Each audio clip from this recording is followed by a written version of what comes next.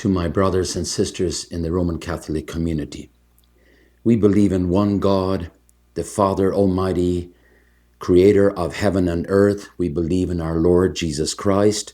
He came down from heaven, born of a virgin whose name was Mary, and became man for our salvation. For our sake he was crucified on the cross. He suffered and died for our sins. He rose again on the third day in accordance to the scriptures. We believe in one holy, universal, apostolic church. Now, after the announcement that the Pope made, we would ask ourselves, and maybe our Protestant friends would say, that's why we don't believe in the seat of authority.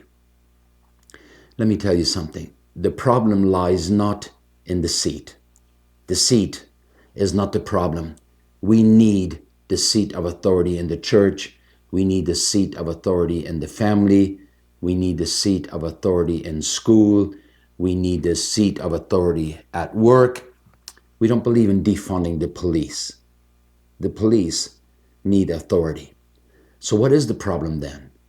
The problem is who is in the seat, not the seat. The seat is not the issue. The issue is who is in the seat. If you throw out the seat with the one that's in the seat, then what we have is, like we read in the last chapter of Judges, every man did that which was right in his own eyes.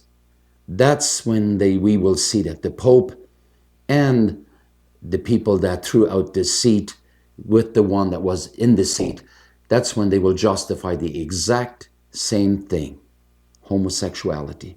That's what happens. We read in Proverbs 29 verse 2, when the righteous are in authority, the people rejoice.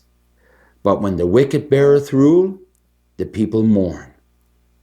I want to encourage each one of you. Stand strong. Hold on to your faith in God. Put your trust in Him.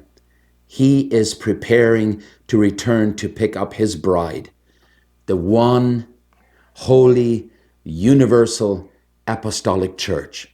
No more lines of division between Roman Catholic, Greek Orthodox, Wesleyan or Missionary Baptist, Pentecostal or Presbyterian, white or black. This is what Jesus prayed for in John 17. Don't lose hope. Stand strong. God be with you.